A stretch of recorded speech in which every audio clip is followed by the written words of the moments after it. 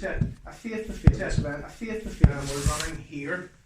We've run one before, didn't we, Ian? We did run one before, and it was Teddy did it. So this is kind of our first solo flight, if you want, at doing this. We're flying solo here, but we're not alone, because I have three excellent speakers coming here. I'm not the excellent speaker, I'm the warm-up act. Hopefully you'll be suitably non-chilly by the time they get on. But three guys are going to come and speak. They're going to do about 10-ish, 12 minutes each, tell their stories, and then I'm going to try and be dead sensible and have some panel questions for them, but failing that, you're going to ask questions, but you're going to ask questions anyway, aren't you? That's good, that's what you're here for. Ask whatever you want, we don't care. Was it a nice drive over? Did they enjoy their flight? Anything, whatever you want. Just to set the Northern Ireland, as we would say, the Northern Ireland context for this, because we are in Northern Ireland, even though two of our speakers aren't, and it's their first time here. And I brought them through Shankle Parade today just for a laugh on the way up here. Just to you say for the crack? The crack, yeah. No, crack's okay. Yeah, is that fine? It's not a republic. Sorry, where are you offering crack? Sorry. There's certain Irish words that have been accumulated by both sides. We're okay. So, to put it into a Northern Ireland context, as I say, my name's Jim. I probably should have said that, but I spoke to all you coming in. And I've been involved with humanism for 3 years, just as an ideology, but actually involved in it as a member of Humanist UK for only for a year and a half. Accelerated promotion, or there was nobody else standing there at the time whenever they asked me to do it, and I sort of stuck my hand up. My background is British military. I was in the army from 16 till I was 27. I really don't care. People want to bump me off the can. It's not my concern. I got over 50. I'm halfway to 100, so I'm happy enough. I've got a good innings. But then I came back and I was an alcoholic, full-blown alcoholic. So it seemed sensible because I wasn't drinking, and I haven't drank for 25 years. So don't be buying me a drink later. Even if I am good, don't buy me one. I don't mind if you drink, I don't. Religion seemed to be the best place for me because they just generally didn't drink, and they have issues with people who do. So I kind of fell into it that way, but fell into it big time. And I was involved with a Pentecostal Charismatic Church for 20 years. I hatched, matched, and dispatched. So I christened him, married him, and buried him. And so full-blown member of the ministry team. I was a creationist, literal 6-day creation. Literal 6-day from Bible, by the way, one of the Bibles. Put it with you just to freak us all out. Literal 6-day creation. If you had said to me, dinosaurs, I would have said, wiped out in the flood. If you had said to me, genes and evolution, I said, witchcraft, no such thing. And I give you the whole shooting match because I had that whole defence. I taught this in college. I taught this to people for degrees. Going to my college is where you learn the wrong stuff and get a degree. That's what I did. And I'm ashamed now. Totally ashamed.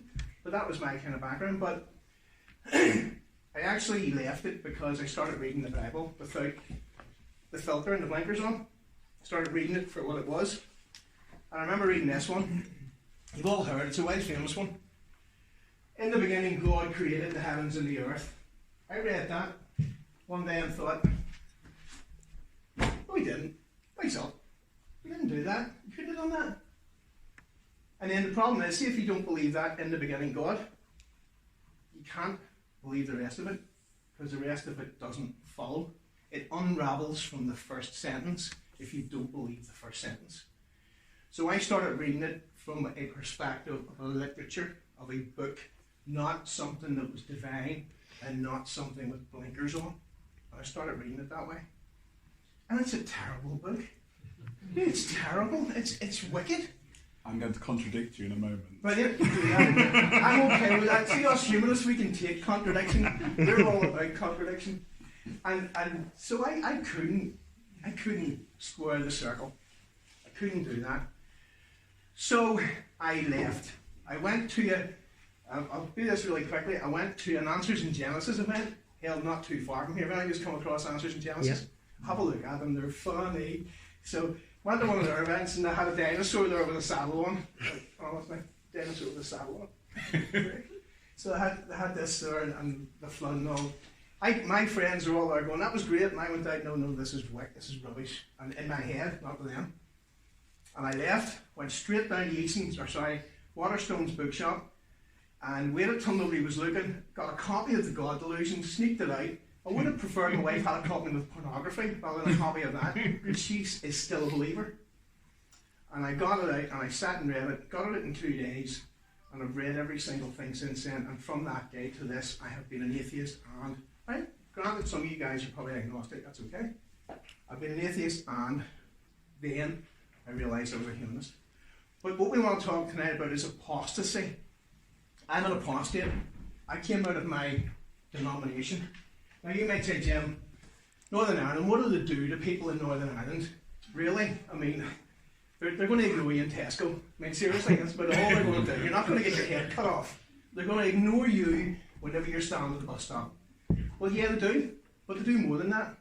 Because I had 375 people in my church that I had relationship, position, authority, friendship, acceptance, community. All those things that you take for granted. Think about that wee lad Maslow and his wee hierarchy. All those things that give you security and satisfaction are taken away from you. And they shun you. And again, mine was the shallow end of the shunning pool. So they just didn't talk to me. I lost all connections, lost all my social outlooks, lost. I actually had to move jobs. My son lost a job. My daughter lost a job. All these things, and my church was actually a pretty nice one, as churches go.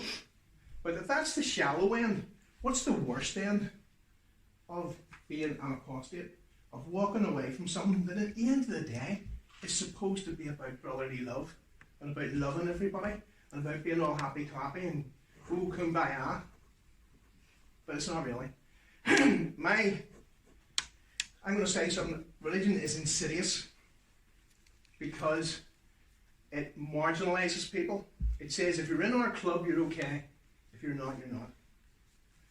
And on that happy note, I'm going to introduce you to Neil. And Neil is going to chat about me. I've got all bios here. I'm really, really smart, mate. Really good. So, actually, I'm not that smart. Yours is at the back. As it should be. See?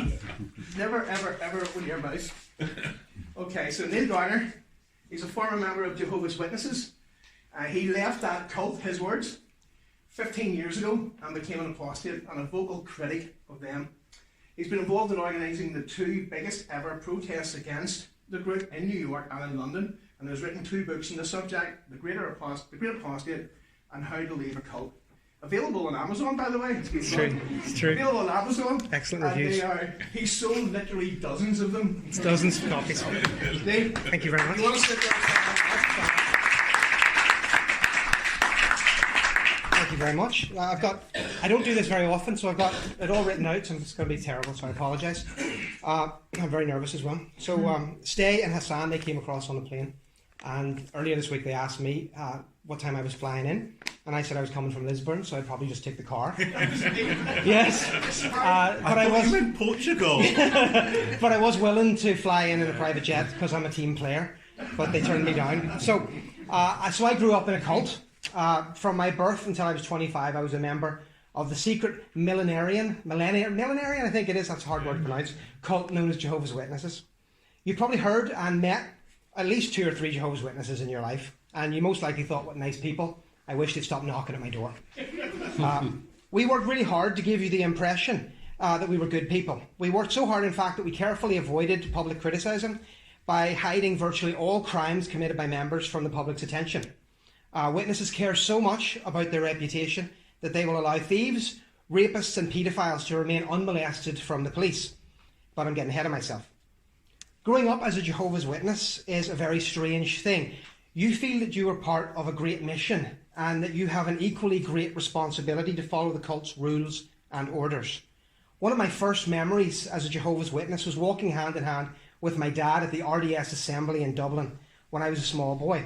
We had just heard a particularly nasty sermon about how the Jehovah's Witness families had been torn apart by the Nazis just before World War II, and the children were forced to live in group homes and be raised as loyal party members.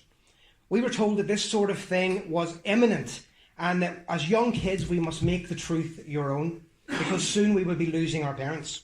And that was the atmosphere that I grew up in. Growing up in the Northern Ireland school system, we had our own kick me signs on our backs. Teachers hated precocious kids who refused to colour in Christmas cards or sing hymns. I remember one P5 teacher who got me to stand up in front of the class and tell the other children what I was getting for Christmas, knowing that we didn't celebrate it. Another teacher broke a coffee cup across my head in P4. Mrs. Campbell was not a modern educator. The oddity was also difficult for school bullies who would sidle up to me in first form and ask me, "Are you a prod or Fenian?" I replied as I had been instructed, "I am one of Jehovah's Witnesses." And they would say, "Yeah, but are you a prod Jehovah's Witness or a Fenian Jehovah's Witness?" I learned a lot during my 25 years as a loyal witness. I learned that further education is a trap and not to be gained. Women are worth considerably less than men. Women who are raped are very likely to be partially responsible. Blood transfusions are a sin against God, and you should die rather than take one. Homosexuals are to be mocked and shunned. We learned a lot about shunning. Shunning, or disfellowshipping, is the main tool for cults. Talk too much, get shunned. Go to university, get shunned. Date a non-witness, get shunned. Buy a sports car, believe it or not, get shunned. Question the leaders, get shunned. You get the point. I remember a friend of mine who was a very proud new father, and he picked up his child and showed me him, and he said, "He's beautiful, isn't he, Neil?" And I said, "Yes, he's absolutely beautiful, John. Beautiful child. But if he ever leaves Jehovah, he's dead to me." That is sadly not unusual, and I know countless young people who were made homeless by their parents, grandparents denied a relationship with their families, and brothers who lost their sisters. I'm one of those. We also learnt a lot about time. End times in particular. We learned that the world was ending any day now, and every part of our life must be dedicated towards warning others and preparing ourselves for Judgment Day or Armageddon. Excuse me while I have a sip of water. Amazing how nervous you get. The constant anticipation for a day that never came meant that we did very little else in our lives other than attend meetings, go to regional assemblies, go out on the door-to-door preaching work, as often as we possibly could, and study the terrible publications printed by the Watchtower Bible and Tract Society of Pennsylvania, which was our head office, so to speak. Anything in our lives that might slow us down in our spiritual life must be sacrificed. Family, friends, jobs, education, they all need to go. That's why Jehovah's Witnesses around the world make up a disproportionate percentage in janitorial fields. I have cleaned more windows than you can believe, including these windows for over 18 years. I don't do it anymore. Once you fully embrace the lifestyle of my old cult, you'll discover that cleaning windows is all you'll ever be qualified to do, and for the rest of your life. I don't think there's too many people here who actually welcome a visit from the Jehovah's Witnesses. And I'd like to share a secret with you. We didn't like visiting you either. In fact, we developed a whole host of tricks to make the time spent going door to door easier. We invented the Pioneer Walk. Yeah, you remember the Pioneer Walk. Pioneers are special witnesses who are required to spend around 1,000 hours every year knocking doors. This is basically an incredibly slow, ponderous walk that eats up all your time and meant we covered less ground and therefore didn't meet you. We also had the soft knock, which I was very proud of. This was achieved by striding up to the house, particularly if one of the elders was nearby. You know this one. And we wanted to look as if all we wanted to do was to convert the householder. Then we would bring our knuckles down towards the door with speed and panache. And then at the last moment we would slow down and knock the door so softly that no one could possibly know we were there. This allowed us to stand on your doorstep for ages while pretending to be preaching. I can't imagine Jesus would be impressed, but everybody does it. Finally, we staged our door-to-door Christian ministry in inventive ways. Since we are obliged to record I still said like I'm a part of it. We were obliged to record every moment spent preaching and then report it to our local elders. We would waste time as best as we could. We might start off a day's preaching at 9 a.m. by putting a tract through a neighbour's door very quietly. Then we would walk 2 or 3 miles to meet up with other witnesses and spend 2 hours with them. Then we would walk home those same miles, finishing up with another leaflet in another letterbox. This system allows you to count the time spent walking in your monthly report and proves, if ever proof were needed, exactly how productively my time was spent. I could tell you more about the life I was raised in to think was normal. I could tell you how we were raised to regard everyone in this room as worldly, even you, Auntie. How we could walk up to the expensive houses with our literature, and when rejected would say under our breath, "I'm going to live in your house when you die at Armageddon." I could tell you how we viewed other religions as an outrage against Jehovah, but that is all just too sad. I would like to tell you that living inside a cult makes you less than you could be. It makes you weak and obsequious and prepares you only for poverty and disappointment. If any of you still feel inclined to join up, I cannot offer you much. You won't get rich. They do not offer fame. Michael Jackson and the Williams sisters are not typical examples of Jehovah's Witnesses. You might have to abandon all your old friends, but you will, and be encouraged to move to a damp bungalow in rural Tipperary to serve where the need is greater. But I can offer you one thing: moral superiority. Moral superiority is a powerful drug. I am right, you are wrong. I am smart, you are stupid. I'm one of the elected, you are one of the defective. Your ideas are bad, and I don't even have to think about mine because, well, just don't think at all. At its most basic, being a member of a cult is an expression of cowardice. It is your own personal attempt to hide away from a world or a worldview that challenges you or that you are unable to refute. Cults keep you by using 4 techniques known as the BITE model: behaviour, information, thought, and emotional control. They seek to control what you wear, restrict your leisure time, exploit you financially. They will forbid you speaking to former members or critics and use propaganda to attack their enemies. They will tell you to reject your doubts, avoid education, and only think in black and white or good and evil. And they will make you fear. Fear a world outside that is full of sinners and wicked people, so you will never leave their control.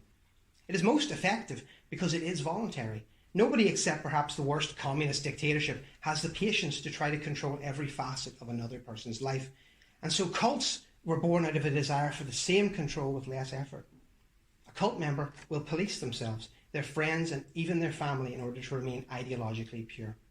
If threats don't keep a member in line, they will expel them without a thought, even if the person is a son, daughter, mother, or husband. Cult-like behaviour, though, is not just a religious phenomenon.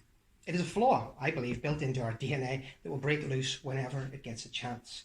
Nobody here would ever consider the aims of an association they are aligned with worthy of covering up sexual abuse, like so many did in my old cult. They did that in order to not bring reproach upon Jehovah's name. Basically, they didn't want bad publicity because what they saw as their good work might be damaged or that they'd lose members, and so they doomed tens of thousands to suffer continual abuse at the hands of people they called shepherds. Sadly, the same motive has been used to cover up abuse by MI5, the Conservative Party, the Labour Party, the Liberal Democrats, the Workers' Revolutionary Party, the DUP, the RUC, the BBC, Sinn Féin, the United Nations, Oxfam, and Bernardo's, to name a few. Some of these groups used, at least in part, the BITE model to silence whistleblowers and attack critics, sadly proving that if we allow it, men and women will resort to the worst methods to maintain control of others. How do we fight control? It's easy. The answer is to embrace free speech and free information wherever possible. Every time we ignore an argument or opinion we dislike and write it off by calling a person a deplorable, a Nazi, or an apostate, we allow cult-like thinking to grow. Every time we no platform, disfellowship, or protest a person's right to speak, we admit that we aren't able to refute them. Every time we form ourselves into a Twitter mob to ruin the career of a comedian, we are breathing in the air of the Inquisition and channeling Orwell. Defending a cult or a bad idea is often portrayed as loyalty, when it is actually automation. It turns a living, breathing human into a machine to sell books or ideas, and it represents the death of a mind. A cult is just an idea, a bad idea, and ideas can be challenged. Good ones can win. Excuse me. The Jehovah's Witnesses used to boast that they made more new recruits in countries where they were banned. I don't know if that's true, I hope not. I do know that wherever freedom of speech, and by extension freedom of information is, cults are forced into retreat and membership rolls collapse. US Supreme Court Justice Louis Brandeis once said, sunlight is the best disinfectant. And he was right. By standing up and saying that's wrong, and I don't care if it upsets you, but also holding out your hands and showing cult members that the world outside is full of good, loving people like you play a part in fighting for those freedoms. Freedoms that we all cherish. Freedoms that they can learn to love, as I have. While we do this, we should always keep an eye out for ourselves and remember that we too are prone to fall into cult-like thinking and use dishonest tactics to avoid harsh truths. Our views are rarely our own, but came to us wrapped in a bow, tied by an excellent speaker. Be sure they're actually correct. Most cults start off with that one excellent speaker. That's how they get you. I spent 25 years in a cult. Many people spend a lifetime. I hope no one here spends a single day. Thank you very much.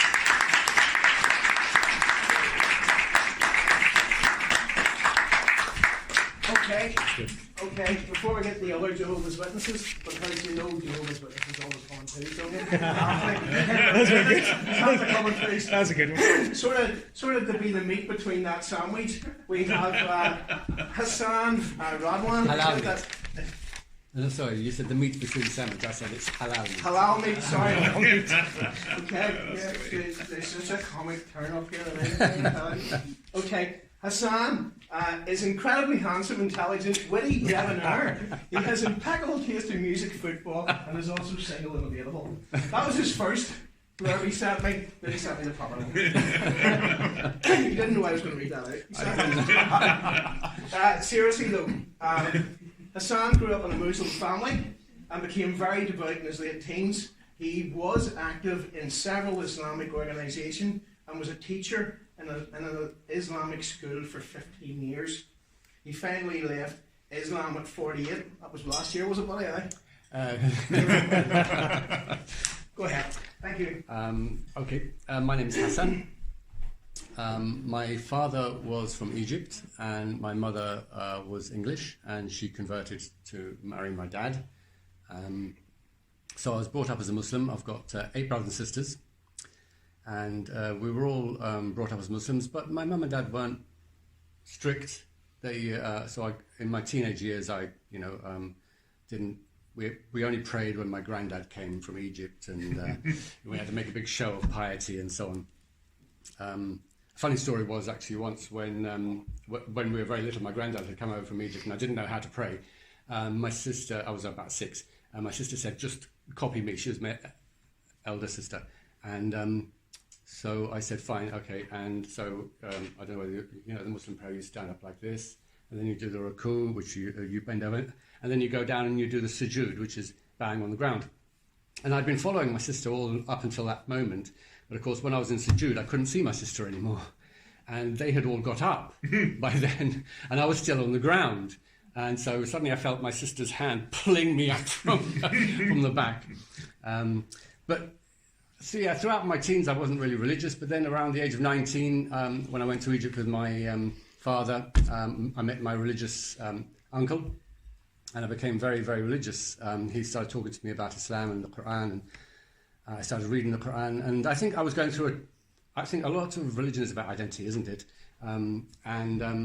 Growing up in England, not knowing who I was given this funny name and this funny religion, and everyone else was Protestant or Catholic or Jewish or whatever. And this was in the 60s. There were hardly any Muslims.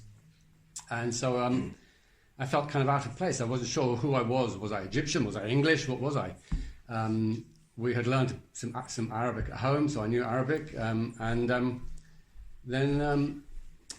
After my talk with my uncle, I just started saying, yeah, no, I'm a Muslim, and I've got to take, I'd always thought I was Muslim. I'd always had this identity as Muslim. As I say, my mum and dad, both taught us that we were Muslims, and so I thought, I'm going to take it seriously. So I threw myself into it at the age of 19. And I became very religious and devout. I started, we had an Islamic halaqah, a dawah circle where we used to read Quran and give exegesis, tafsir of the Quran. I went to university to study classical Arabic. I got married to a devout Muslim girl. We had 5 children. I started teaching at Islamia School, the school founded by Yusuf Islam Cat Stevens. who I knew before then as well, because he used to have circles at the Islamic Cultural Centre, and then he started the school, and so I was one of the first there, and I was extremely devout and very, very religious for a long time, and the thing is, you don't sort of question things when you're in a sort of in a zone of comfort, when you've got your family, everything kind of is solidified. You know, you've invested in it. You invested your whole life. I brought up my children as Muslims. My wife was very devout. She was from Morocco, and I just kind of went on. I mean, we were not extremists. We were just normal Muslims. Majority of Muslims are not extremists or anything like that. People often confuse devout with being extreme. That's not true. You can be very devout, but not hold extreme views. I think that is more kind of a political Islam, which stems from Wahhabism, really. But I always say Islam is not one single homogeneous entity. There are many Islams, many different, and we were just ordinary Muslims. And I didn't question a lot of things. A lot of things I put in a little box labelled "God will explain later." Things like hell, some verses in the Quran about that a man is allowed to hit his wife.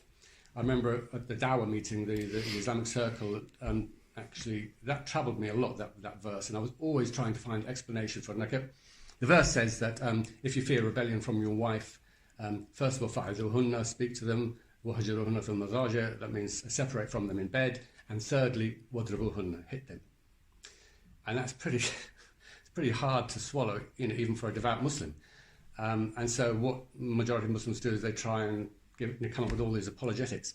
And I said, oh, well, it doesn't actually, you should follow the Prophet's example. The Prophet never hit his wives, and it doesn't mean, it's actually trying to stop it, because in those days they used to hit their wives, and it's saying, no, don't hit them, talk to them first, and that should solve the problem. And then have a separation. Well, that's a bit like going to counselling, isn't it? That should solve the problem. You should never get to that third step. So really, it's it amounts to a virtual ban, and that to try and pacify myself. And if it ever did get to that, well, you mustn't strike them with your hand. You mustn't be on the face. It must be just with a little toothstick and or with a handkerchief or with a feather, and it's just symbolic, So you say to your wife, look, listen, I talked to you, it didn't work.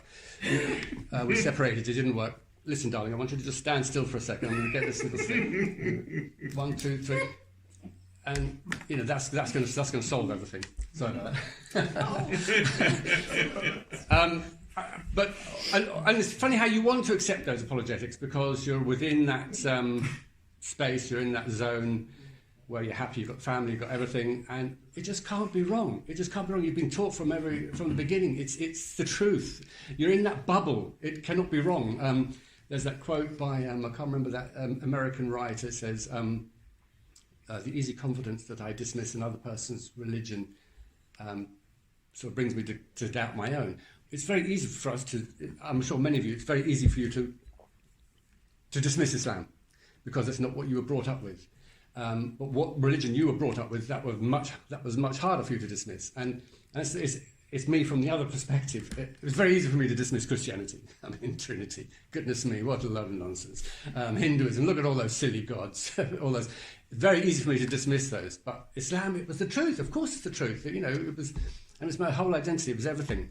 And I always say that you need slaps in the face to actually kind of look at things from a different perspective and take that. What's that blue and red pill in the Matrix?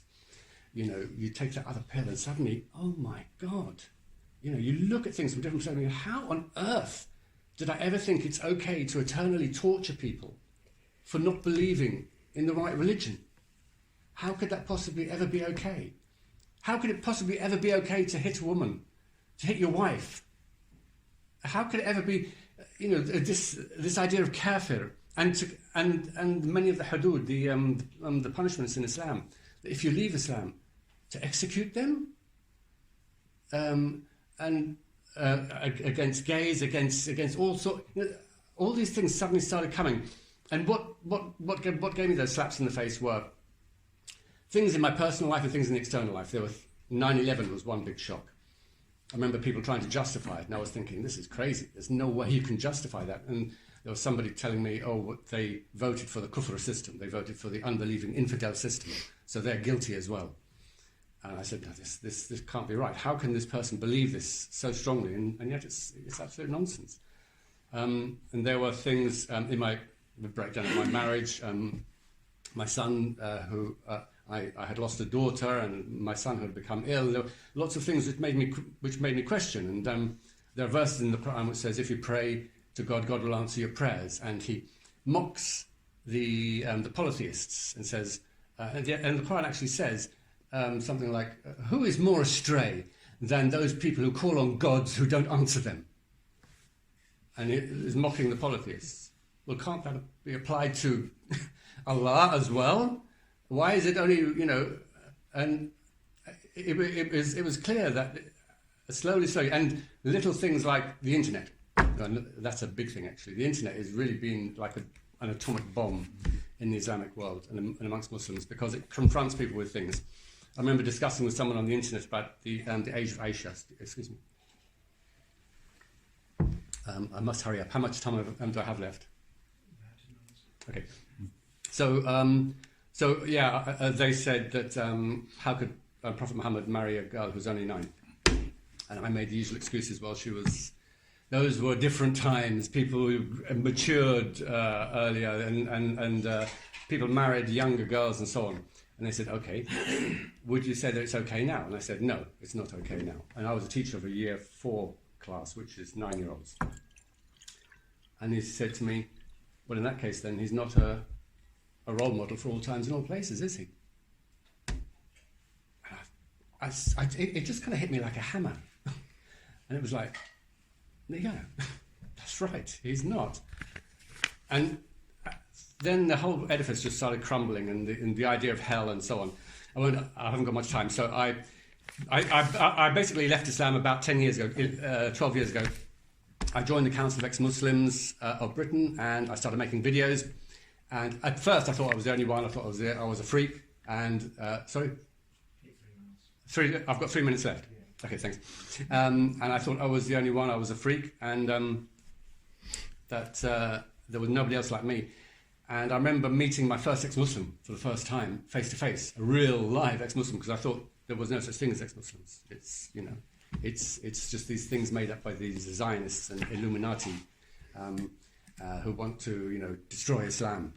And I remember we had met online, and she said, well, let's meet up and let's talk, because I've never met an ex-Muslim either. And I remember going to a cafe to meet her. And honestly, I was expecting horns and a tail and fangs and something. I think she was also scared as well.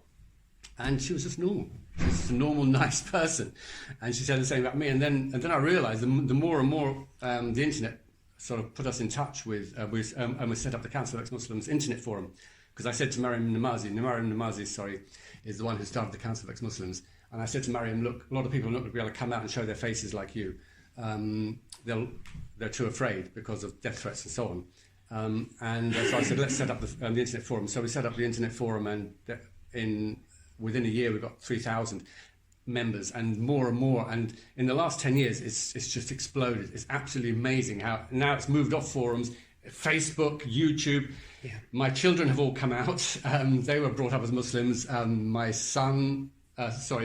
daughter and my son-in-law now have well-known YouTube channels. I don't know whether you've heard of them, VidaVids and Mimsy Vids. They make lots of videos critiquing Islam. What else was I going to say? Just to finish on, as I was saying, majority of Muslims in the UK come from close-knit Asian families where their community doesn't allow them to come out. They're under threat. They do get there are ex-Muslims being killed, and very often in the newspaper you'll hear about a family, a father has killed a daughter for running away or blah blah blah. This is an ex-Muslim. This is a girl who wanted to live her own life and choose her own lifestyle, and but of course in Muslim countries they are literally put to death. And I'm in a fortunate situation since my family were quite liberal. some of them have shunned me, and some members of my extended family don't want to talk to me anymore. And my daughter's very upset because her cousin, who she grew up with, now is just shunned her. But nevertheless, I'm able to speak, and no one's going to kill me. Not yet, anyway. And so I feel that I've got a duty to speak out for those people who can't. Thank you.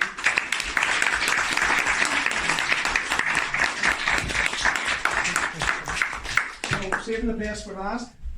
Oh dear. not hyping you too much. Okay, so Steve, as the first to be called. I got a totally wrong name for him at the start, but it is Steve. He's a fourth generation Jehovah's Witness. His father and grandfather were both elders in London, and his great grandfather helped spread the then, at that time, new faith into Jamaica. After leaving the region in 2007, he was shunned and disowned by his family, and for a time was homeless. Today, Steve co-organises EXJW'S, a group which supports ex-Jehovah's Witnesses in London, the Midlands and Humberside.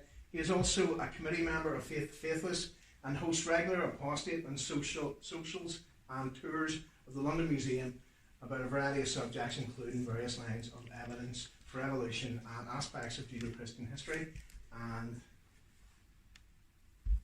they ignore or denied, that are ignored or denied by believers. Sorry, it's my type, it's not his writing. It's my writing. It went off there. Hit it, Steve. Excellent. I picked up my phone because I'm actually coming home. My public name is Steve Richardson, but my real name is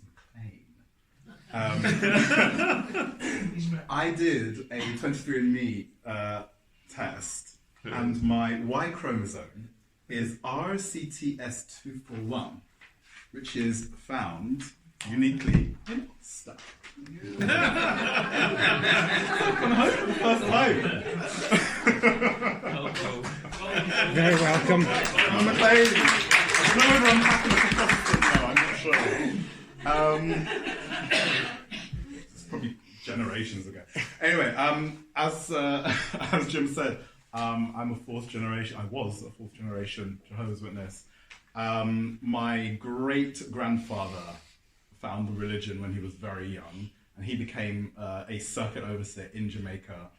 I don't know if they called them circuit overseers back then, but it was, in the late 1800s, early 1900s. He travelled around Jamaica spreading, the word. Basically, my father has 5 siblings, and in 1975, which was the last time I think the Jehovah's Witnesses made an explicit prediction of the end of the world, all 5 of my uncles and aunts left the religion, and my dad, of course, lucky me, was the one who stayed. So I grew up in the Witnesses, not knowing that part of the family at all, only the part of the family who are Witnesses. When I was 3, my mother passed away. She died of liver failure, which would have been helped if she had had a blood transfusion, which of course Jehovah's Witnesses are not allowed to have. So right from the beginning, my life has been affected by the Witnesses. It's just layer upon layer of nonsense has happened over the years. I've got a couple of funny stories and a couple of not so funny stories. My first story is when I was probably about 8 or 9. I was at school, and do you know those clear plastic bags that you have when you're coming home from school? I had borrowed the book The Witches by Roald Dahl from my school library, and I skipped home, brought it home, put it down. I went to do my homework, and then about an hour later, I hear this almighty crash, bang, from upstairs, which is where my dad's study was. And I rushed upstairs and said, "Dad, what on earth is going on?" His whole bookshelf had fallen down, with all of his, what we called theocratic books, which is all the magazines, the watchtowers, and the books that the Jehovah's Witnesses publish, had fallen down. And he said, "It's demons. It's demons." He said, "Steve, have you brought in any demons into this house?" I said, "No." He said, "Really think about it. Think carefully." think carefully. Have you brought anything at all demonic into this house? I don't think so. So he went into my room and he made a show of, pulling up my bed sheets and everything. And he says, aha! Here, this is what it is. The witches. I rolled double. And he said, no, this is demonic. You've brought demonism into this house. So he went outside and he started a bonfire. And he burned my school book. Wow. That's how crazy the Jehovah's Witnesses are. Or can be. It depends. You've got quite moderate ones and you've got quite extreme ones. My dad is quite extreme. I actually began to lose my faith very, very early on in my life. It first started probably when I was about 7. I first realised that I was gay around 8 or 9, puberty. And kind of that probably was one of the reasons why I started to question my faith. But because I never blamed myself for that, which is a lot of other gay Jehovah's Witnesses have blamed themselves and they've gone into a completely different direction. I never blamed myself. I always thought it was a test put upon me by whoever. But one of the things that did make me start to think was one day when I was having a personal study with my dad, and from the Yellow Book, my book of Bible stories. Yes. And in this book, there's the story of the flood, the Great Flood of Noah. And the flood has just come up to the top of this mountain, and there's this woman, and her legs are already covered by the water, and she's holding up her baby, almost begging God to save this child. And as we were reading this, I'm looking really carefully at this picture, and I'm thinking, this baby is about to be killed by this flood, about to be drowned horribly.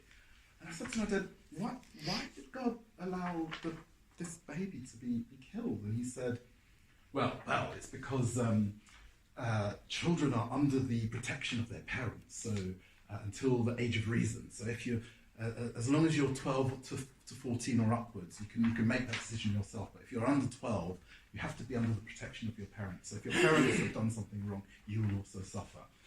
And I realised I shouldn't ask any questions anymore because I'm just going to get stupid answers. It just didn't ring true to me. So I from that day forward, I never asked another question. Never. Because I knew that either asking a question will either get me in trouble, it would get me in front of a judicial committee, which eventually it did, but it would get me in front of a judicial committee of elders, or I'd have my reputation damaged, or I'd be disfellowshipped or shunned. So from that day forward, I just thought, no more questions. I know that this is false, but I'm just going to follow along. I went through up and down periods where I believed and then I didn't believe, and then I believed, and it was an up and down thing for me all through my childhood.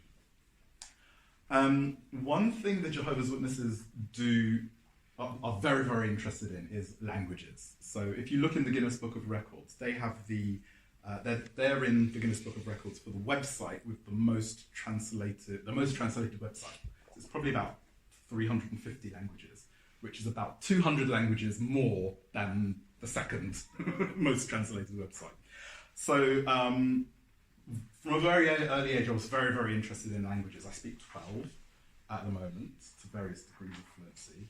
And the first one I learned was French from a very young age, because my mother, who passed away, she made me listen to French tapes and things like that. So by the time I was old enough, I actually eventually moved into the French congregation because I thought, I don't really believe this, so I'm going to, but I still kind of need to have contact with my family, so I'll kind of move away from my family so that they can't really have direct contact with me. So it was one of my ways of kind of escaping the big brother's eyes, as it were. I ended up learning a few languages, and interestingly, this is one of the reasons why I'm going to contradict what he said before. I love the Bible. I love it. I hate it and I love it at the same time. Because I love the Bible linguistically. Because linguistically you can see different forms of the Hebrew language. You can see, when this particular bit was written. You can also see strange bits that are added on in different periods. So, for example, if I started talking like this, you would know obviously that I was from maybe the 1940s, and nobody speaks like that anymore. So, obviously, language changes even in 100 years, even in 50 years. So you can see that in the Bible. And one really interesting thing is one of my favorite books, which is the atheist book. It's Ecclesiastes. It's written by someone who is a proto-atheist. He denies God's existence throughout the whole book. He talks, why do we suffer so much? That must mean that God doesn't exist. And at the end, it's got 3 little verses at the end, and it says, ignore all that. The whole purpose is to serve God and give him glory. And that's written in a completely different form of Hebrew than the rest of it. So it's so obvious to a linguist who's reading that in the original that's completely wrong. So that's part of what I do down in London. I do tours of the British Museum, and I kind of explain in a kind of accessible way to people, why some things in the Bible, some of the stories in the Bible couldn't have happened, where some of the stories came from, etc. For example, the oldest story in the Bible is the story of Job, the man who suffered for his sins. That's the oldest part of the Bible that we have. There's a story from the what they called the Assyrians, which was written, or sorry, not the Assyrians, the Sumerians, which was written 2,000 years before that. It's exactly the same story. So a lot of the stories from the Bible have been taken from various sources of the people that were living around them. Anyway, back to my life story. University in general is frowned upon in the Jehovah's Witnesses. You just don't go. I was allowed to go. I was the first person in my congregation in probably 40 years to have gone to university, because my dad wanted me to go because he missed out on an education. He thought it wouldn't have such a tremendous effect on me.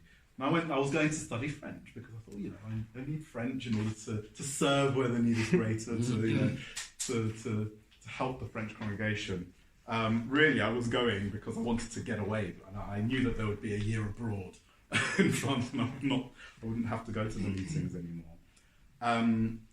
While I was in France, I stopped going at all, and it was amazing how not going for that 1 year period, even though I had doubts and ups and downs before, it was amazing how being away from that constant 3 meetings a week atmosphere, being bombarded and indoctrinated by one particular philosophy, it was amazing how being away from that just gave me space to breathe and to find out, to research, to find out what really is true, what really is false. And in that year, I read Crisis of Conscience. I read, which is a book by an ex-governing body member of Jehovah's Witnesses. I read The Blind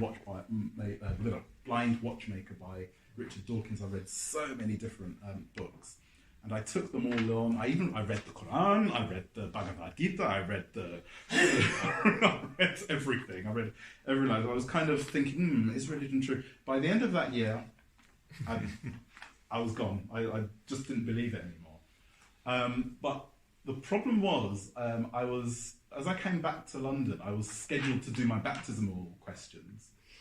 And I did my questions to be baptized, and I thought, I don't really believe in this anymore. I kind of have to get baptized because everyone's going to, expect this of me. My generations of my family have been in this religion, so I kind of have to play along. So I got baptized.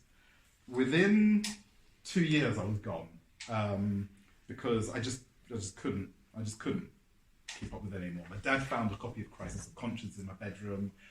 He found letters that I had to my then boyfriend. I got caught out, had a judicial committee, denied everything, escaped being disfellowshipped, which is kind of like communication, because I was so, I was able to wheel my way out of it. And then a week later, I just disappeared off the face of the earth. I moved to Japan. Interesting. Actually, I'm jumping ahead of myself, actually, because I was before that. This was 4 months. So I was actually homeless for 4 months. I was living on the streets, and I made my way up to central London, and then got a job, saved up money, then went to Japan. Just tried to be as far away from it as possible. So I've got 2 minutes. So basically, I instead of being shunned, I shunned them because I haven't spoken to my parents in 12 years. I've gone to funerals, weddings, that kind of thing. The relationship isn't the same.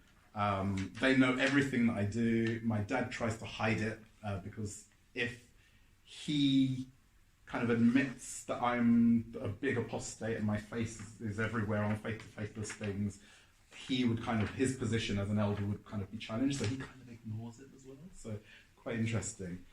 So in Faith-to-Faithless we do, in EXJW Friends, we do a lot of peer support. So we do meetups and socials, mostly in London, but we try to do a few, around the country. Then around when Faith-to-Faithless was being founded, some ex-Muslims and ex-ultra-Orthodox Jews, including Imtiaz, who co-founded Faith-to-Faithless, came to one of my tours, and I felt really nervous. So I felt, especially with the ex-Orthodox Jews, I felt I was explaining their history for them, and it was a bit strange for me. But becoming more and more involved in Faith-to-Faithless has been really, really rewarding, and especially now since we've been incorporated into Humanists UK, having an actual budget, the tours and stuff have gone, from strength to strength. So, if you want a tour, please do get in contact. That's about it, really. That's really all I have to say. The only other thing I have to say is that I don't like the word cult. I don't use it. I use the word high control group because the reason I use the word high control group is because I feel cult is something that can be denied, and every group has their own definition of cult. In the reasoning book, this book that we used to have, it defines cult the way Jehovah's Witnesses want to define it. And so they say, well, a cult is someone who does this and does this and does this. We don't do these. So we're not a cult. Whereas if you say you're a high control group, there's no denying that. There's no denying that they're a high control group. So that's why I prefer to use that term. But so that's kind of all I have to say.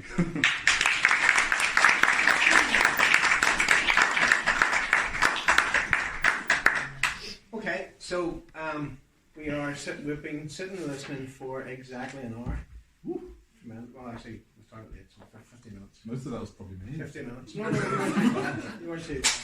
I think I went over as well. So we kind of put it in. It would be a bit of a panel discussion between me and these outstanding chaps here. However, I'm not really keen about that, usually because I don't have that really good a question to ask people. I want to camouflage that a bit. But I also want you guys to ask some questions. But look, I'll kick it off. I want to ask one. Well, actually, it's 3 I want to ask, but I'll ask this one first. All 3 of you, not all at once, please. What was the biggest consequence that you felt as a person for when you left your particular faith? I mean, we talk about things like shunning. I want to try and give shunning a context for you guys. What was the biggest consequence? Whenever you sit and think about it at the time, you think, oh, that hurt. What was the biggest one? I would say 4 months of living on the streets. Yeah. And having to do sex work in order to survive. My God. For 4 months. That was a pretty big consequence. Good question. Right, nobody's beaten that one. In the early to mid 2000s. Would you like to go next or what?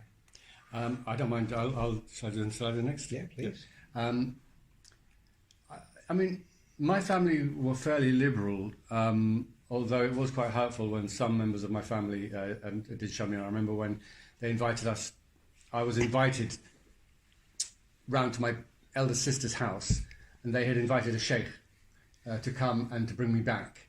and my sister was there, my other sister was there, and the sheikh was there.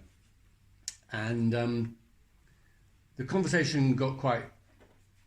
I didn't say anything bad, but because I kept answering what the sheikh was saying, he got a bit agitated. And I can't remember exactly how it was said, but it was brought up about apostasy and the death sentence. And my sister at that point, one of my sisters, said she would condone it. And that was... that nearly sort of made me fall off the chair, actually, although I didn't show anything. Because, you know, I've grown up with her all my life, and I knew that she wouldn't really do that. And she wouldn't want that to happen. And yet she would say that. I couldn't understand that. And that hurt. Some other people, some friends, shunned me completely. I didn't care because some of them were jerks anyway. So I didn't mind. But actually, funnily enough, a lot of the ones who I did value, they were quite nice to me. And the one that really hurts me the most, though, is my daughter, who's really suffered a lot. Because I lost my faith at the age of 48, so I could deal with it. And if someone didn't want, fine, go to hell. But my daughter grew up with one particular cousin she was very close to. They were like twins all their life, always together. And up until she came out, which was around the age of 25, something like that. And that person then called her over to her house with her new husband and said, "I'm sorry, we can never talk ever again, and you must never phone me, contact me, speak to me. You don't exist." And I know that my daughter came away crying from that, and she's still not recovered from that, because they were just like, the closest. That was quite hurtful. One more consequence, and that was a psychological one, which my world fell apart. I suddenly felt I was drowning in a sea of relativity. There was nothing, no right or wrong, didn't know what to hold on to. That was a really scary, it was like falling down. And I didn't know what to do. It was just a really scary, horrible feeling. It took me a long time to get over that. I think from my perspective, the worst thing was not shame. My family tried to not talk to me for about a year and a half, but then I managed to convince them to read Crisis of Conscience as well, which is the book that took me out, and then they left as well.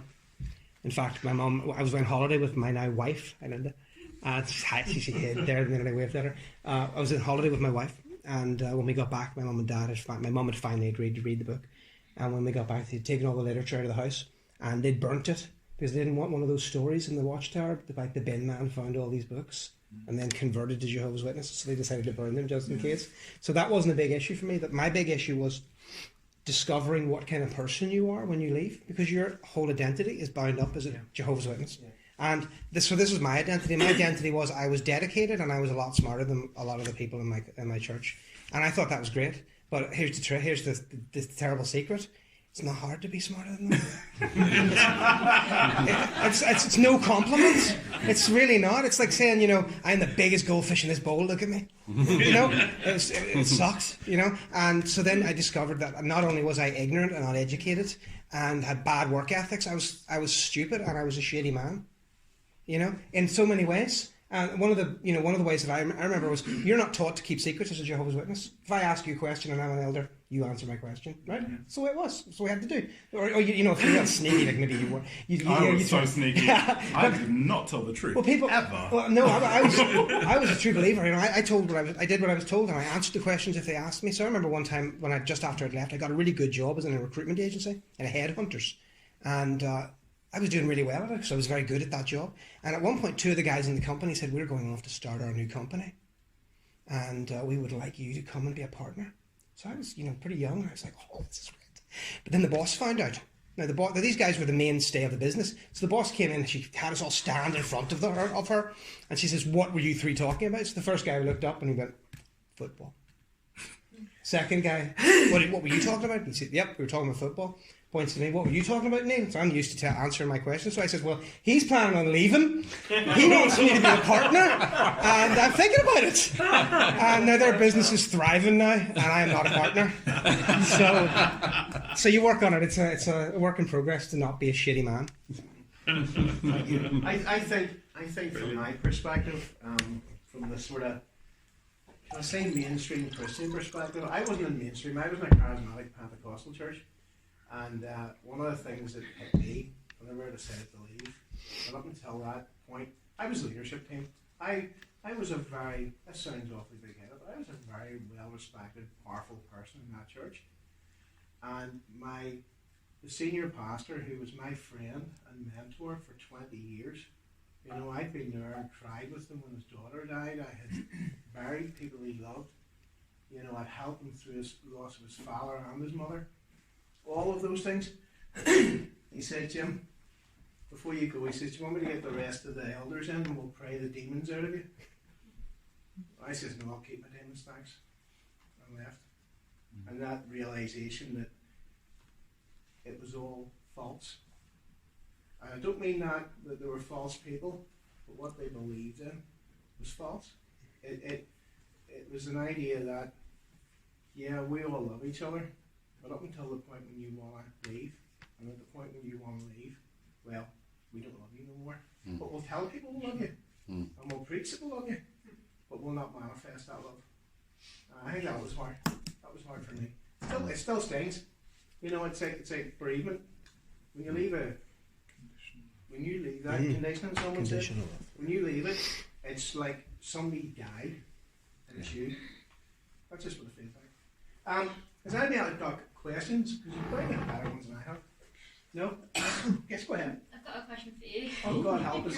And just because you mentioned that when you first read the Bible, you said that God created the world and the heaven, and then you're suddenly like, okay, this doesn't make sense, so going forward, nothing really makes sense in that context. But since you've been part of the church for so long, what sort of flipped that switch in your head? None of it made sense. I think you hit the nail. I do agree with what you say about the Bible. I found out that I actually loved the book. I was at 37 of them sitting in my bookshelf. I had over 500 of them electronically. You know, Bibles, different, now not the same one, I didn't read all the same ones. All different flavours, because you can get all different flavours.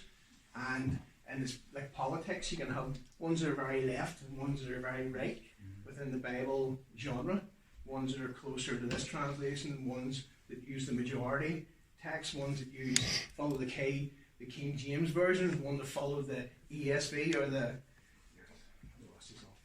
So you have all different flavours of Bibles, but I found I loved the literature and I loved the history and I loved being the smartest man in the room. As you know, when it came to the Bible, God, I was smart. When it came to that stuff, I could tell people all the wee sayings, but what you were doing, you were parroting back stuff that you were conditioned to say. Yeah. You were given the half-truths, which is God loves everybody, except if you're homosexual. God loves everybody, except if you don't believe, if you're Catholic, because in the majority of Protestant faiths, if you're not saved, if you've got an intermediate between you and God, then you're not saved, brother. And an intermediate is a priest.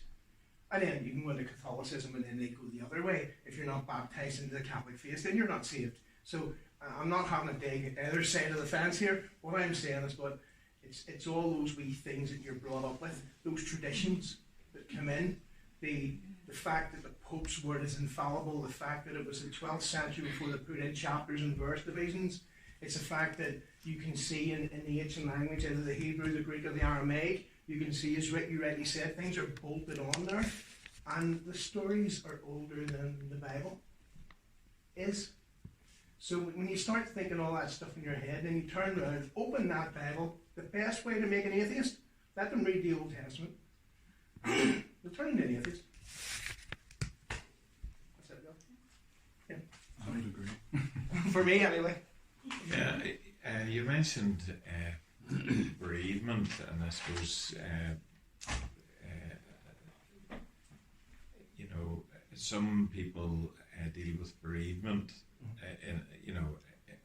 fairly well, they're resilient and so on, but I imagine a lot of other people, just as with bereavement, maybe need support and help and so on. I mean, is there like that kind of mental health issue for some people who are apostates? I mean, is it something that you know, if people need mental health counselling sometimes for bereavement, do they also sometimes need mental health counselling for apostasy? I'd answer that. I would say absolutely yes. In terms of Jehovah's Witnesses view physical, like literal death, as well as death in terms of apostasy in much the same way, in a very matter-of-fact way. Very, very short story. When my mum died, there was a woman who used to look after me, and bring me, to and from school and everything. And she took her own life. She had been depressed for many years, and I got the call. I think I was about 14, 15. I got the call, and I explained it to my stepmom when she came in, and she, burst into tears, and she was, how are we going to tell your dad? Dad came in, and we said, Dad, you need to sit down, we've got some bad news. What is it? What's this news? Well, sister so-and-so has passed away. Oh, well, she'll get a resurrection. Doesn't matter. No, but she took her own life. Okay, let's go to the bound volumes of the Watchtower literature and see whether she'll get a resurrection or not. So you learn to... I find myself emotionally stunted because of that upbringing, even though I didn't really fully immerse myself into it. So I have never been to counselling, and I think I need a lot of it, because the other day I just started writing a book, and I'm collecting a few stories from ex-Jehovah's Witnesses to put together.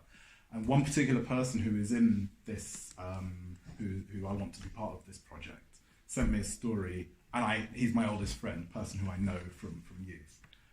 And when I read his story, I was in tears, and I just couldn't deal with it. I just, first chapter, I couldn't deal with it. So I would say definitely, it's something that is missing at the moment. Faith to Faithless has the apostasy awareness training, and I think we're in the process of actually doing kind of things like counselling, and we've got peer support groups that are there, but we need to do more and more and more of those and spread them throughout the country. So, absolute necessity. From the Muslim perspective, in the last 10 years with the Council of Ex-Muslims, depression is one of the most common stages that apostates go through, and unfortunately we know of cases where some have committed suicide. Obviously, because when you lose your family, your community, your protection, your whole meaning, your whole identity, everything, that is a very difficult thing to cope with. And you're also made to feel that you're bad. You're made to feel that you're evil, and you even believe those things. you think. I remember going through that, thinking there must be something wrong with me. And I was much older. Can you imagine a lot of the youngsters going through that?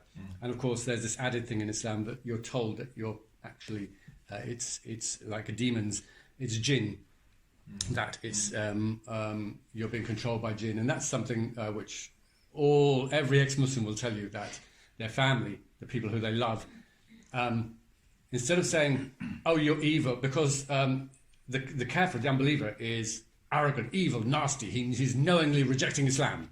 So your family love you, so they don't want to put you in that category. So instead, they'll put you in the mad category. You're crazy. You're mentally ill. You're sick. And when you're constantly told this by the people who love you, who brought you up, unfortunately, there's been a lot of self-harm amongst ex-Muslims. A story that broke my heart was a 16-year-old boy who threw himself off his block because of depression and rejection from his family. And depression is a type of mental illness, and definitely it's one of the stages that all ex-Muslims that I know go through. Yeah, I know. In my dealings as an ex-Jehovah's Witness, I set up a YouTube channel called the Great Apostate, which I sort of just made funny videos about experiences of growing up as a witness.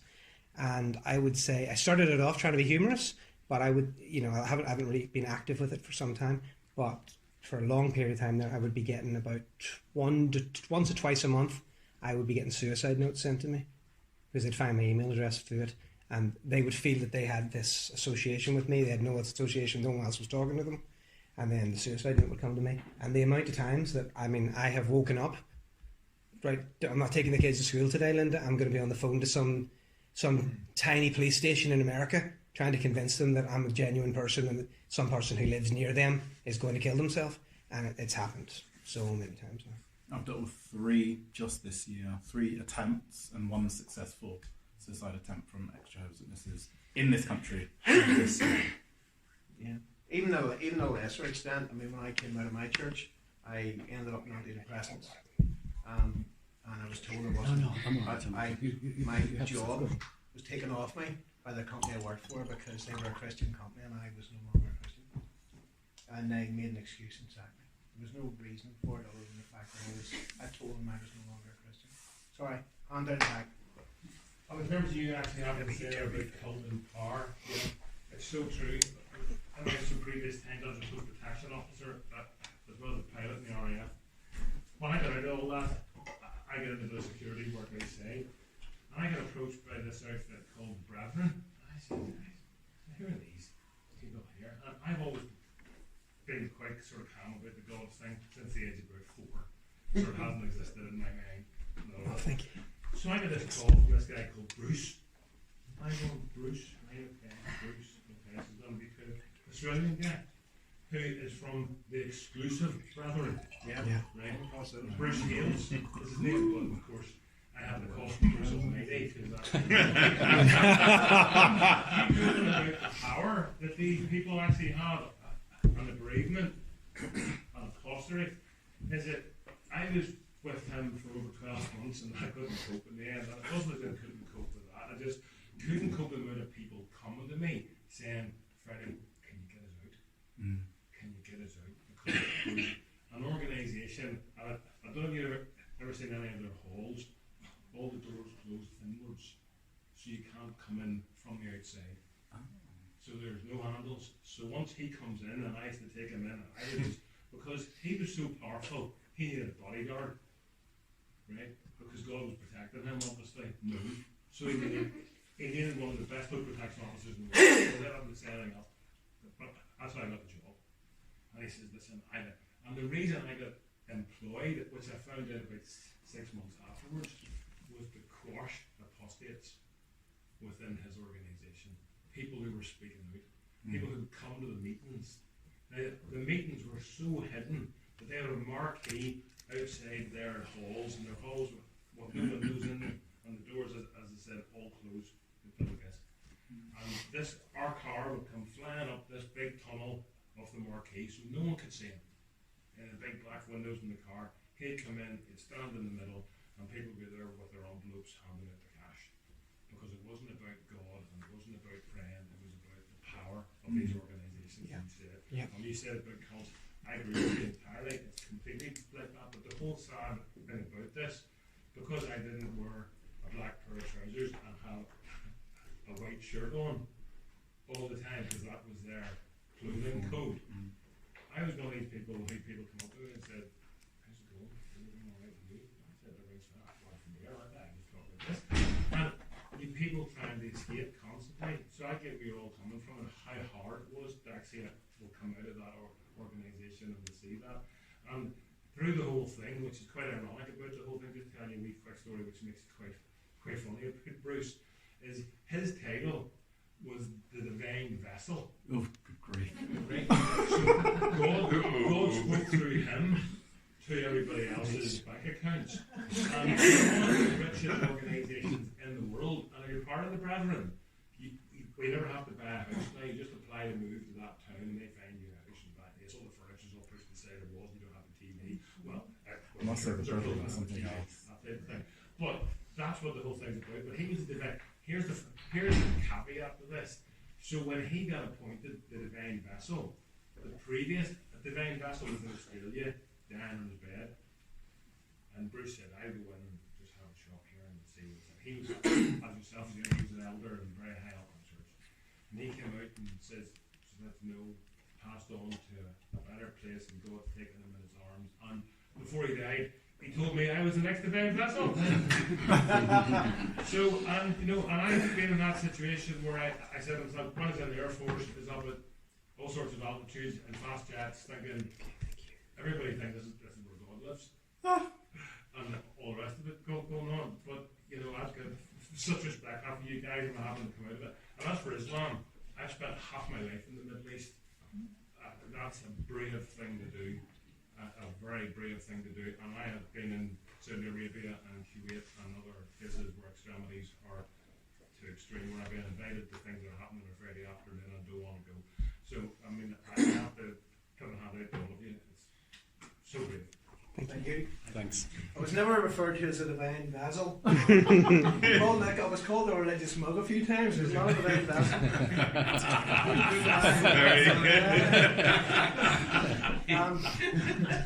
So, has anybody else got any questions? Yes, there's one. I have a question for you. Sorry, I get nailed tonight. This reminds me, I went to speak to, up at the Land's Den, I went to speak to 45 RE teachers about a year ago. I went in and I was meant to talk for 15 minutes and have 5 minutes of questions. I talked for 17 minutes and had 45 minutes of questions. It was like the Spanish Inquisition without the foreign language. Go ahead. No, it's just when you were just saying at the end there about the elder that you have been friendly with for 20 years, saying, would I cast the demons out of you? Yeah. And you took it in a certain way. But I would have taken it completely different, because I was raised Catholic in Italy, and when I told the priest of my parish that everything was all a pile of nonsense, he said to me, "I'll pray for you." But he was such a nice man, and he really believed in God. And for me, it was the nicest thing. It's very interesting. I don't believe in it, but you do. What a great thing to do for me, Yeah. So I would have thought maybe that man really believed the church. He did. demons in you. No, sorry, I wasn't trying to be flippant. The chap in question did. And when I was in that denomination, I did believe in He demons. walked you in that way. Absolutely. I shook in the Holy Spirit. We were a folly down church. We were ones that I'd stand I can speak in tongues. I can stand now and speak in tongues if you want. I spoke in tongues for 20 years. I can do that now. I taught people how to do divine healing. I ministered, prayed for people for sickness all over the world. So yes, I was in that crazy, mental, charismatic, name it, claim it, nab it, grab it, fully down, shaky church. So that man really believed that. And I believed it like wholeheartedly. His love for you was, I'll take these demons out of you, because he really believed that. You I would have read it that way. You can absolutely believe something, but you can be absolutely wrong. If you believe. It doesn't mean. That's the difference between belief and facts for me. And I now hope I'm someone, there is the word hope. I now hope that I'm a person who believes in facts. But yes, he did believe it. Yes, he wanted to cast demons out of me. Because as you said it, they have to say you're either mad, bad, or sad. You're mad at God. You're bad, demons have got you. Or you're sad, you're depressed. There's something in you. You need a wee break or something. But that's how it works. I don't know what. Do you guys have any supernatural stuff that flew around your place? Am I the only lunatic? Okay. There were so many demons in my house. Oh my goodness. Yeah. Because you weren't allowed to buy second-hand things at some point. Smurfs were bad. Smurfs were banned. Yeah. There was a story Harry of a Smurf Gargamel. Gargamel. You could not have any association with witchcraft whatsoever. I wasn't even no allowed matter how to small watch, that was. I wasn't even allowed to watch the Crystal Maze because he thought that it was like witchcraft. It's a game show. One of the things that worries me about the way that Islam deals with mental illness is that it attributes it to jinn. And I know a lot of cases of people who need psychiatric care, they need medication, they need counselling, they need professional help, but who are instead getting these faith healers coming and doing. The thing is that these faith healers go far beyond what, to be fair, a lot of standard Orthodox Muslims would say that all you should do is you sort of pray on the water, you make them drink the water, you make them, you rub olive oil on them. So these things are fairly harmless, but a lot of these faith healers go far to actually beating and hitting and cutting and doing all sorts of worse damage and locking people in rooms to get rid of their demon. And that, of course, and I know of personal cases where it's just compounded their illness. Yeah, the Jehovah's Witnesses. In terms of that, how can Abu Dhabi then hold the World Special Olympics? I mean, tell me, seriously, it has to be one of the most extreme parts of the UAE, and how can they honestly turn around? What are the population all saying? It was a fantastic event, and all these kids all went and did great and achieved it, but it's Abu Dhabi. I mean, you must understand that. I mean, it's Abu Dhabi, and Abu Dhabi is not Dubai. Sorry, what were we going to say there, Nick? No, I was going to say one of the things that Jehovah's Witnesses are also very much against is mental health. Getting any mental health counselling, seeing a psychiatrist, and I think really it comes down to the education aspect again, because you can't question anything. So when you're sad as a Jehovah's Witness, and some Jehovah's Witnesses will be genuinely sad because there's plenty of reasons to be, and some will use sadness because it's a good excuse to not go to meetings. They're down, so they're not going to meetings. You hear that every day. But if you were a person who was, genuinely suicidal, well, you should not be going to a psychiatrist. You should not be going to your doctor to tell them that, because first of all, it brings reproach upon Jehovah's name. We can't do that, right? You're not allowed to bring reproach upon Jehovah's name. So you're going to get robbed, raped, abused. You're going to suffer in silence for anything because you are not bringing reproach upon Jehovah's name. And worst of all, of course, would be this: the psychiatrist is going to say, "Well, why are you sad? What in your life is making you sad?" And the first thing they're going to do is take a beeline to the fact that we spend, I think I worked it out one time, is the average Jehovah's Witness in my day was spending something close to 2,000 hours a year, ish, in Jehovah's Witness related activities. You could have got a 4-year degree in 18 months as a Jehovah's Witness if you just spent your time in college instead. It's crazy. And what did we have to do during the week? I did a video on YouTube. Yeah, I worked it all out. But so that's the thing, is that you really can't go to you can't get any mental health treatment, and then you kill yourself, and you don't get into the new system. So Go ahead there. Just generally, Auntie Margaret. the whole panel, I would like to ask, what can the average person with faith or without, who have left faith and maybe are not suffering as an apostate and such, what can we do to contribute or to help people who are suffering? Guys? That's an interesting question. I have one that I want to say, where the guys are just framing what they're doing. From my perspective, is humanists don't flock too well. Christians are into the flocking business. We get together and we groups and do all that stuff. Religious people are. Humanists don't, because you're all free thinkers and you do your own thing, which is good. I like that, but I think that thing that religion has that potentially we need to develop is that sense of one anothering, that sense of supporting people and just talking to people.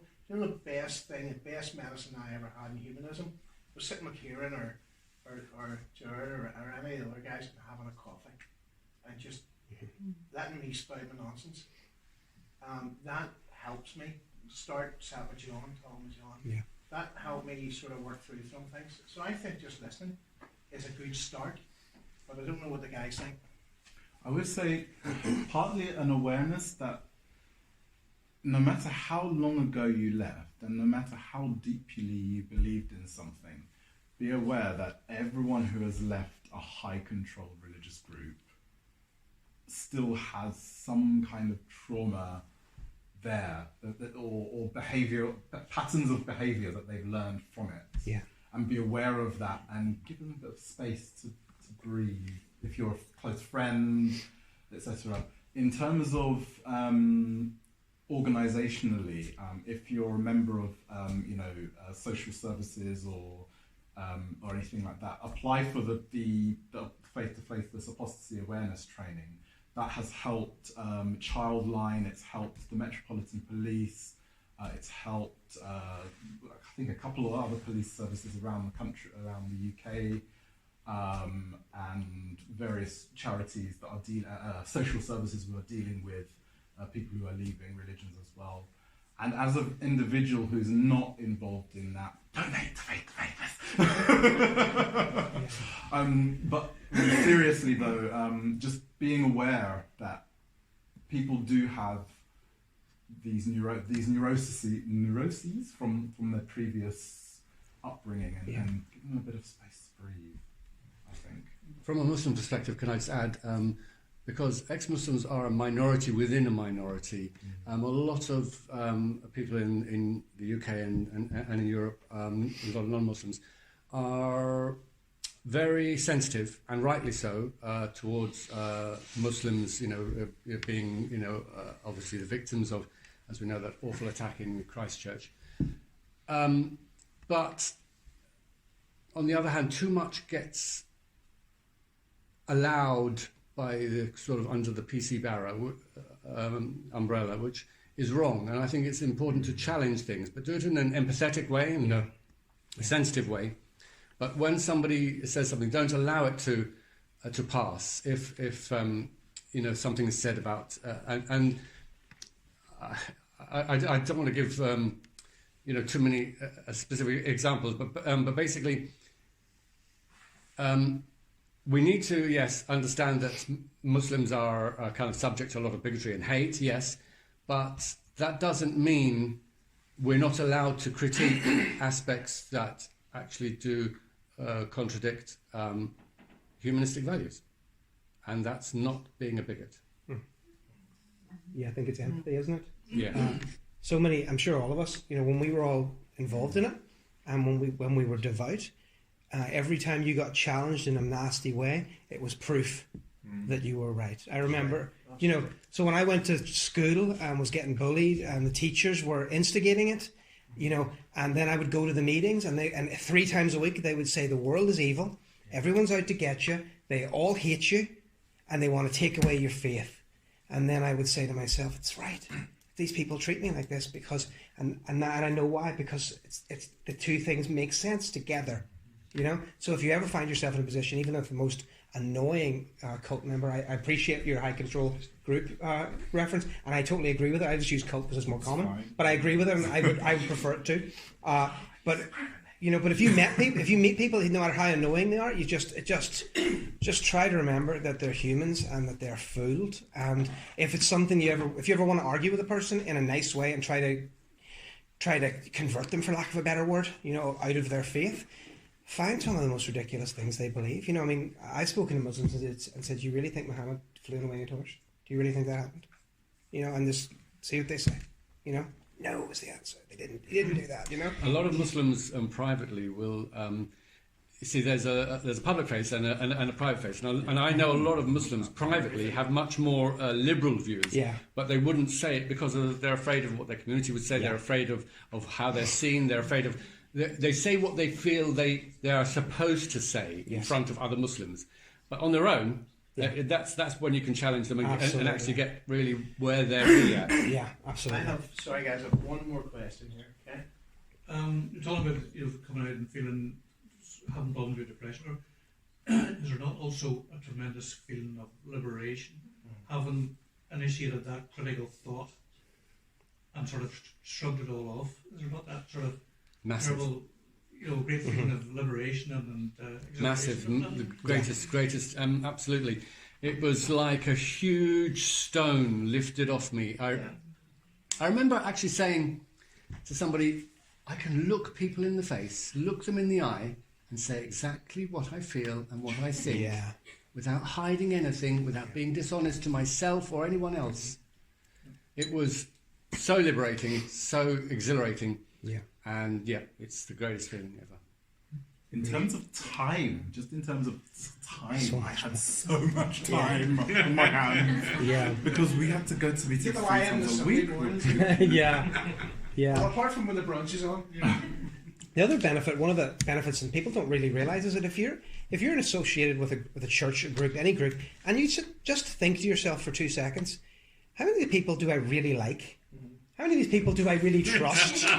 You know, so if I left my wallet, how many of these people would I think wouldn't take the money? Do you know what I mean? And then you realise that these are your brothers. You call them brothers, you call them sisters. I have a brilliant, really quick story, if I can tell you. So I left the Jehovah's Witnesses when I was 25, and my brother was still a Jehovah's Witness for another year or so. And my brother Stephen, he lives in Australia now, and shortly after I had left, I was driving through Lisburn, and I was driving up the Lisburn Road, and there was a guy called Ted Hagen. Now, Ted's dead, so I can tell you his name. But Ted had come back from Canada.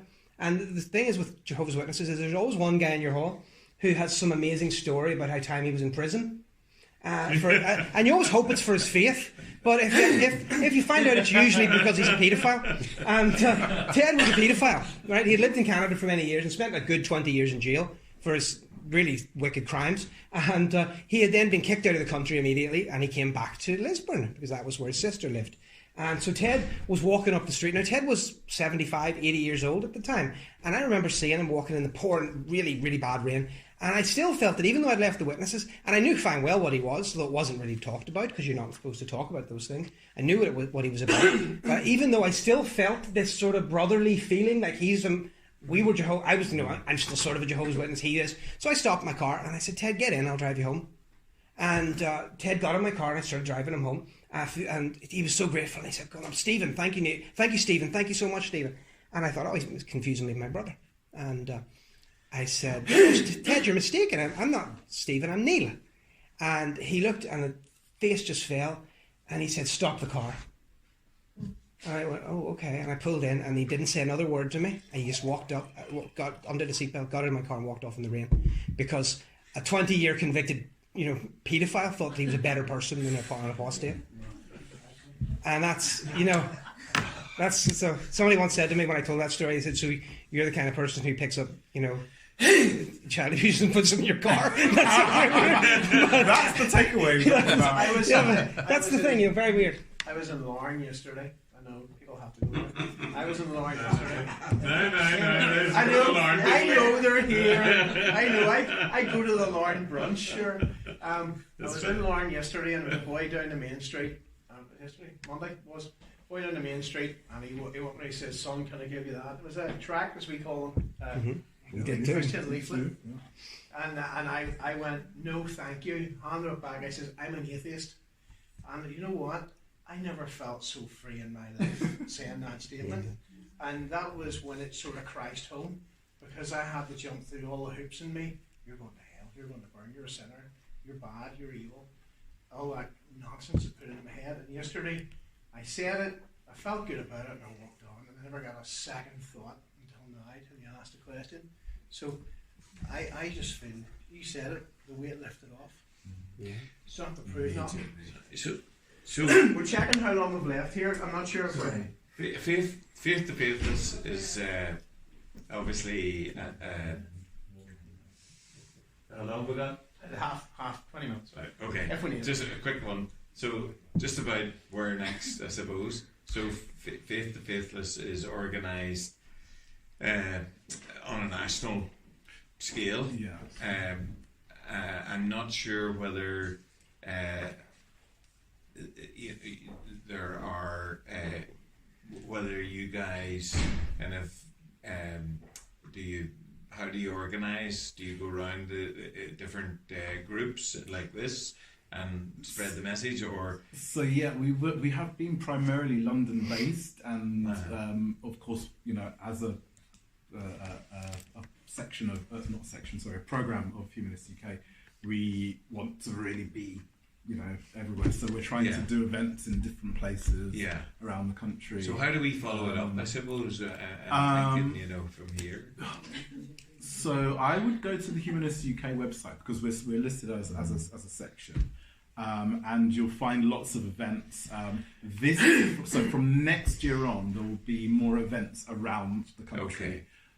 This year, the museum tours are all planned for London at the moment, but next year. I suppose a lot of it is about profile, really, Yes. so that people know that there's some, you know, I mean, I'm just thinking of people who are on the verge or on the edge or thinking about leaving, you know, and we have to offer people some kind of hope or Absolutely. somewhere to go. Really, isn't that it? It's about profile. It's about getting the message out there. I remember Mariam Namazi back in 2007 when I said to her, look, the majority of ex-Muslims just would not be able to come out and show their face. So we'll need to have this anonymous website. We need to have this website where everyone can be anonymous. Okay. And she said to me, no, the reason I'm coming out and showing my face and doing this publicly is because that's the only way we can make things change. And it's the only way that others can suddenly... Because it was when I saw her that I thought, there's no such thing as ex-Muslim. How can this be? You know, and it made me come out. And she said, this is what we've got to do. We've got to show our faces. We've got to be public. And the more and more people know, as I say, since the last 10, 12 years, things have changed enormously. And now so many ex-Muslims are coming out and showing their faces on YouTube, on Facebook, everywhere. Face to Faces is one organisation. There's also the Council of Ex-Muslims, which I mentioned. There's the Ex-Muslims of North America. There are organisations in Canada and in other parts of Europe. But the more we can spread the message, the more that we can get visible, be seen, be heard, and then so many Muslims, so many other people in their communities suddenly say, my God, it's possible. Yeah. It's just giving them that. I remember my son-in-law actually said to me, when you started saying these things, I suddenly thought of thoughts that I never thought I could think. Yeah. I never thought it was possible to think that. And just seeing somebody else think those thoughts opened a door for me. We have a question. Got a bit of a weird one for all of you. So, it's you guys talked about leaving the faith that you were born into. It's obviously been quite liberating for you. But on the flip side, do you know how, I'm guessing, your faith carried the idea of heaven and hell? And you thought that if you were going to be a good X, Y, and Z, you were going to go to heaven. And since leaving your faith, assuming that you believe that life ends when it ends, has that somewhat left you afraid of death at all? Okay, so Jehovah's Witnesses have a special case because there is no hell in Jehovah's Witnesses. Okay. There's Sheol, Hades, Sheol, Hades, Gehenna, which mean common grave of mankind, which is unconsciousness. So that's, heaven is only for 144,000 people. That's right. And the rest of Jehovah's Witnesses are good. In the future, after Armageddon, we'll get resurrected back to a perfected paradise earth. Yeah. So I personally never really feared it because I never blamed myself for any of the wrong things that I was doing. Even when I realised that I was gay, I came out and everything. I did come out publicly, but I came out to myself. I didn't really think that there was anything wrong with that because it just felt natural. So I never had any of that. But one of my friends who actually did, he has, even to this day, and he left around the same time as me, nightmares about Armageddon. Yeah. So about being destroyed, about, hail and brimstone coming from heaven and falling into the ground. And he has nightmares. So he dealt with it in a completely different way because he actually believed that was going to happen. Yeah. Whereas I just didn't. So I was a lot more like your friend. I never wanted to leave the Jehovah's Witnesses. I had no interest whatsoever. The first time I read EXJW'S Witness books, The Crisis of Conscience, which is the Bible for ex-Jehovah's Witnesses, I wanted it to be disproved. I wanted it to be wrong. And I read it in, it's a 700-page book. I read it in one day, non-stop, and I cried for days afterwards. I wanted it to be wrong. I so wanted it to be wrong. And if it was wrong, I'd still be a Jehovah's Witness, but it's not, So I'm not necessarily afraid of death, but I'm not an atheist, nor am I a believer, but I'd maybe be a deist. So if something happens, that'd be awesome. But, I've got kids. They can carry on without me. So if that... I was afraid. I am not anymore. because, to be honest, when I'm dead, I'm not going to be any better. So Mhm. let's not worry about it too much. Look, I want to say one thing that I think has been skirted around a few times. I've certainly said it. Neil's made a mention about it. We are humanists here. I'm assuming there's quite a few humanists in the room. Certainly we are. And one thing we advocate for is a secular society. That means that every single faith is respected. It's not accepted. I don't accept faith because I'm atheist. So I won't accept your faith. I'm not taking it. Sorry, you can keep it. But I respect it. I respect your right to have that belief. You're entitled to have that belief. And you're entitled to have your own personal faith. My problem is that the faith that I practiced encroached on people's personal space. Yeah. I actively evangelized. I actively sought to change people with my faith. And we might have came across a bit weird here. I certainly, my language, I sometimes don't curb it. I've no issue with anybody who has a faith. Seriously, my wife still has a faith, and she prays for me every day. It's not doing her any good, but she's doing it. You know, He's helping her.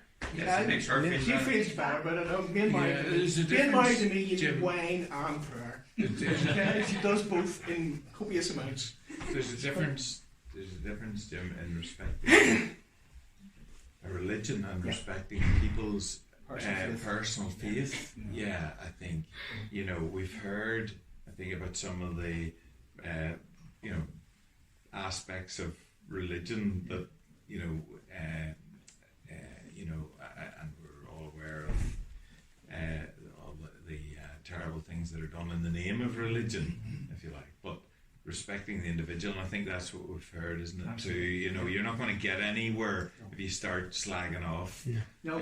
people's own beliefs, especially. We're not going to get anywhere if they actually are starting to think. Yeah.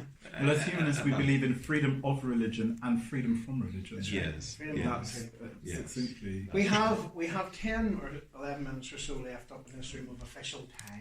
I hardly think anybody's going to chase us out of the room. Well, what I'm going to do... What? Security's outside. Okay. Okay, so what I would say is let's take the last 10 minutes and sure we'll all just mill and chat, and if there's anything you want to ask the guys individually, go for it. Before I take them home. I don't think they're in any great rush. Okay? Thank you very much. Right, so, can I just thank all of the panel for coming. Totally. Thank you.